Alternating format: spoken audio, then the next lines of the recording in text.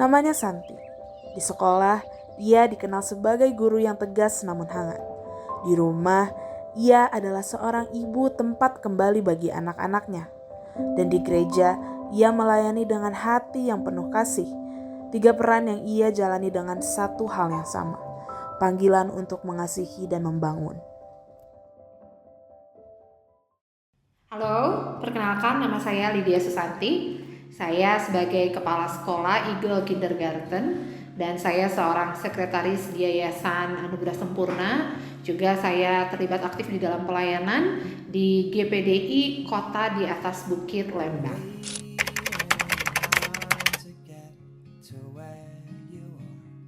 Ya, memang bukan tugas yang mudah untuk mengatur waktu karena saya mengambil banyak peranan di berbagai lembaga ya. Bukan hanya itu, saya juga sudah memiliki anak-anak. Tapi saya mencoba untuk membuat daily rutin sehingga segala sesuatunya terstruktur dan bisa terkerjakan tanpa mengabaikan satu dengan yang lainnya. Seperti itu.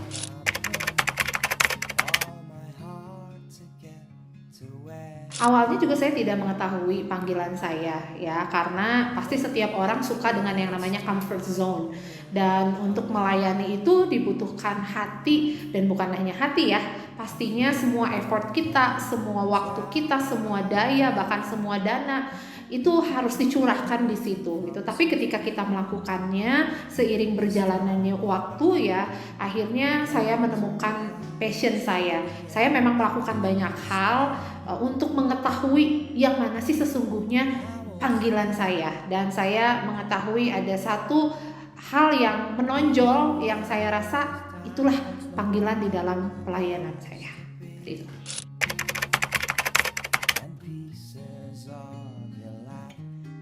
Yang terbesar tentunya terbatasnya ya waktu untuk saya bisa hangout dengan teman-teman saya ya. Saya juga banyak istilahnya terputus gitu dari dunia pergaulan ya. Bukannya saya membatasi diri, tidak, tapi saya lebih memberikan waktu saya dan memberikan diri saya untuk melayani orang-orang yang dipercayakan kepada saya, mulai dari anak-anak kecil ya, anak-anak usia balita sampai remaja, pemuda, bahkan keluarga muda, bahkan sampai lansia sekalipun, semua perlu dilayani seperti itu.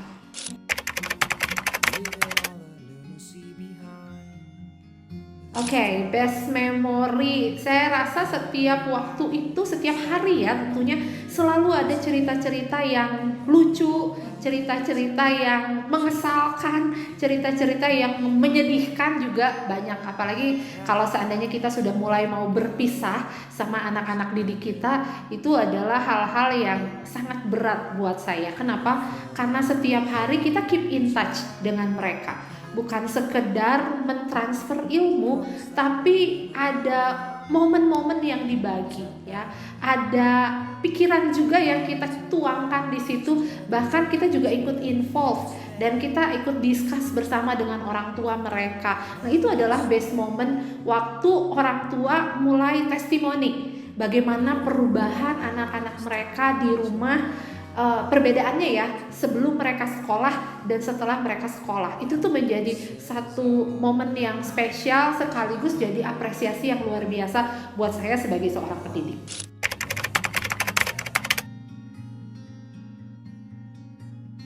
Saya mulai di tahun 2006 ya, berarti ini tahun ke-19 saya ada di Eagle ini.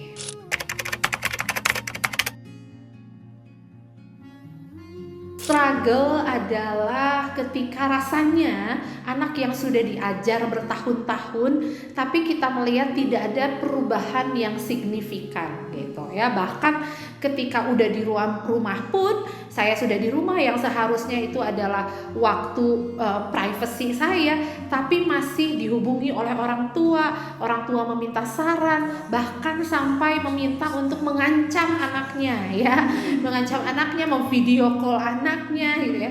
Itu kadang-kadang ya itu juga merupakan satu hal yang menguras energi saya, karena saya bukan hanya mengajar di sekolah ini saja. Setelah pulang sekolah saya juga harus mengajar les privat ya, ada pelayanan juga di gereja, ada kuliah juga yang sedang saya jalani yang harus diselesaikan. Kadang-kadang itu sangat-sangat menguras emosi ya, dan mental juga tentunya.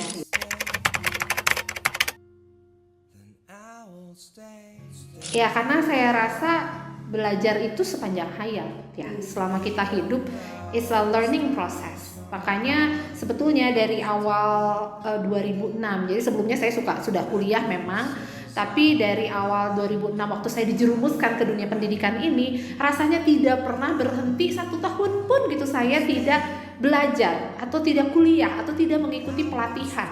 Padahal itu sangat melelahkan. Tapi di sisi lain saya tahu gitu, hal tersebut itulah yang membuat saya keep in track. Ketika saya tidak mengikuti training, tidak mengikuti program-program yang mengupgrade kapasitas saya, maka saya akan berhenti untuk bertumbuh, berhenti untuk meningkatkan kapasitas saya.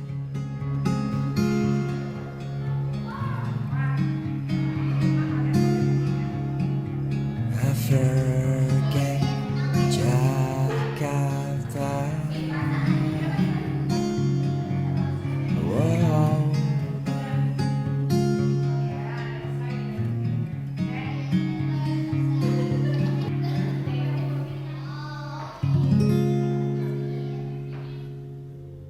Ya, nama saya Sagita Kristiani, biasa dipanggil Miss Gita. Hai, nama aku Erna. Aku temannya Miss Santi.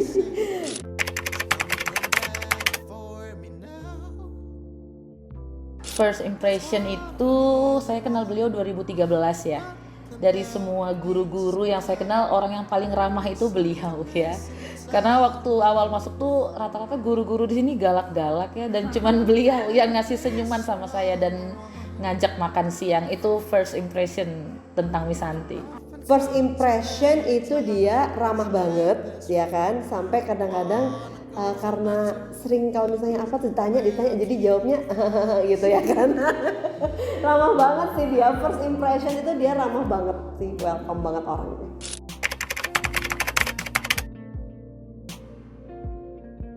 Wah, kalau inspirasi ya banyak banget ya. Beliau itu orangnya yang sangat taat sama yayasan ya. Kalau saya beda. Kalau Miss Santi itu sangat taat, selalu available. Kalau dimintain tolong selalu available dan sangat bisa diajak bekerja sama dalam tim dan menghindari konflik. Kalau saya kan hobinya konflik. Nah, kalau beliau itu airnya lah, begitulah kira-kira ya dalam tim ya. Gitu.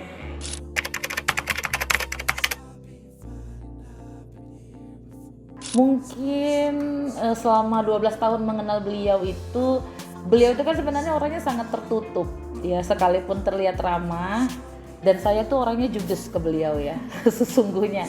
Tapi momen paling berkesan buat saya tuh beliau itu ngedatengin saya dan curhat soal masalah pribadinya. Karena saya tahu banget pribadinya Miss Santi itu bukan orang yang mau terbuka, tapi dia manggil saya dan mau terbuka soal masalah pribadi. Dan dia minta saya mendoakan dia gitu ya. Itu adalah hal yang sangat-sangat bekas ya di ingatan saya. Itu paling. Memori tentang Miss Santi yang paling berkesan apa ya? Dia itu orangnya baik ya, baik, and then dia itu helping banget. Itu yang selalu aku ingat ya dari Miss Santi ketika ada problem atau lagi ya as a partner ya. Baik itu di sekolah, baik itu di pelayanan ya, dia tuh selalu solutif. Itu yang selalu aku inget dari dia helping banget orangnya.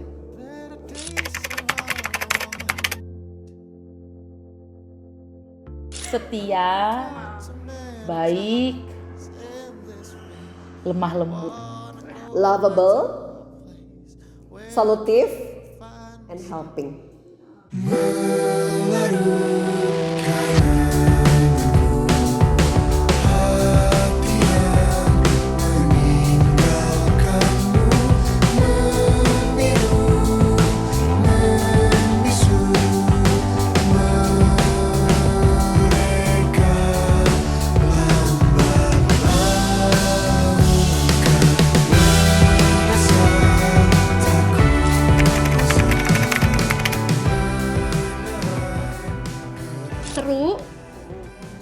kemudian apa ya, tapi kurang terbuka. Mereka seru, kurang terbuka. Kemudian yang satu lagi adalah hangat.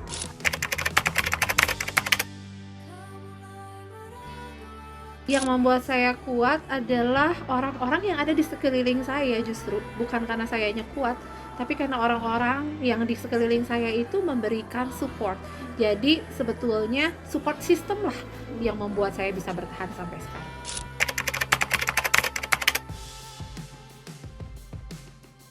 Biasanya justru saya malah mengerjakan sesuatu untuk refresh. Biasanya saya bongkar-bongkar rumah, membersihkan rumah, dan membuang barang-barang yang saya rasa udah nggak perlu lagi. Itu lift up energy.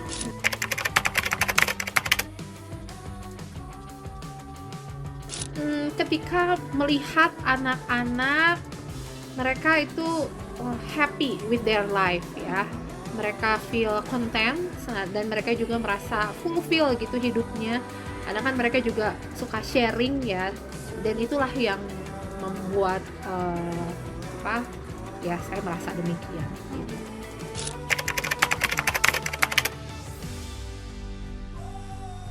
Pastinya ketika saya bisa rebahan kasur, karena saya selalu mulai activity itu dari pagi benar sampai malam itu non-stop. Makanya ketika saya nemu kasur bisa rebahan itu it's a happy moment of our life.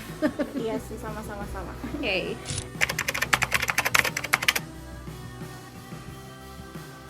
Harapan saya tentunya saya pengen melihat anak-anak saya menjadi orang yang berhasil pasti ya. Tapi lebih dari itu, mereka bukan menjadi orang-orang yang mikirin dirinya sendiri aja. Tapi mereka punya mimpi buat banyak orang.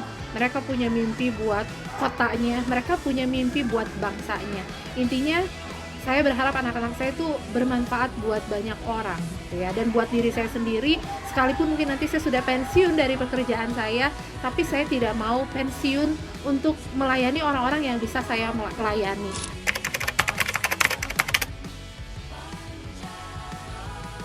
I love you so much myself because he worked so hard ya. Selama ini I push myself to do very hard work.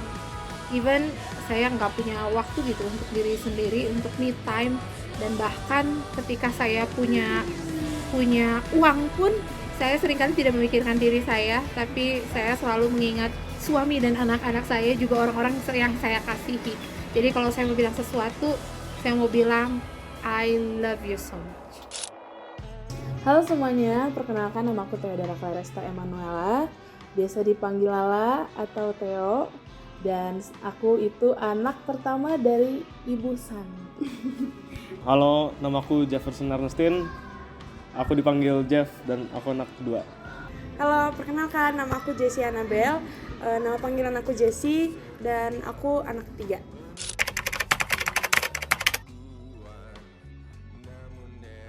Strong, terus selfless, dan kind-hearted sih. Kuat, sabar, baik. Yang pertama itu ada kind, yang kedua hardworking, yang ketiga generous.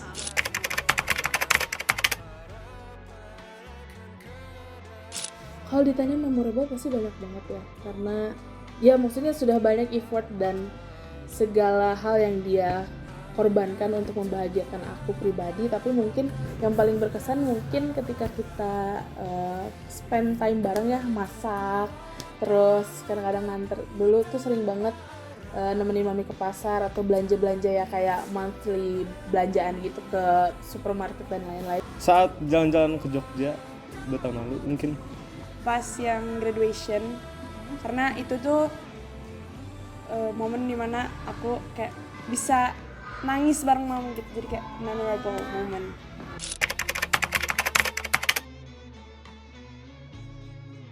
Selfless sih, karena melihat sendiri dari mami bahwa memang dia lebih mementingkan kebahagiaan orang tersayangnya dibandingkan dirinya sendiri. Dan kadang-kadang aku ngerasa kayak she's doing too much gitu, karena at the end maksudnya ya you need to apa ya, untuk fulfill happiness, kebahagiaannya sendiri gitu. Mungkin sabar. Hardworking.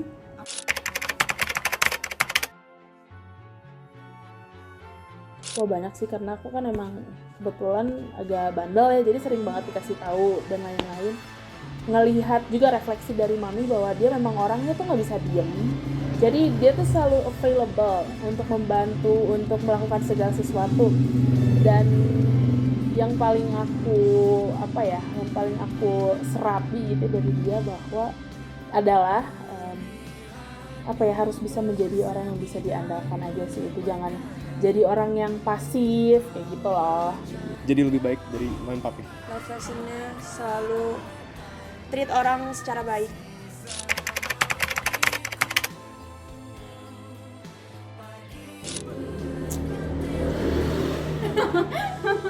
Mungkin untuk sekarang I just want to say thank you so much for everything. Terima kasih sudah bertahan sampai saat ini. Apapun yang mami lalui, aku yakin kita bisa laluin bareng-bareng. Dan terima kasih sudah menjadi ibu yang baik. Mungkin ada beberapa saat mami merasa mami salah mendidik aku. No, it's not your fault. Dan aku merasa mami sudah menjadi ibu yang sangat baik, mempertaruhkan segalanya, waktu, tenaga, dan mungkin ya maksudnya ya sering kali lah, maksudnya dia sacrifice her istilahnya kebahagiaannya dia sendiri demi membahagiakan orang lain gitu, terutama untuk anak-anaknya.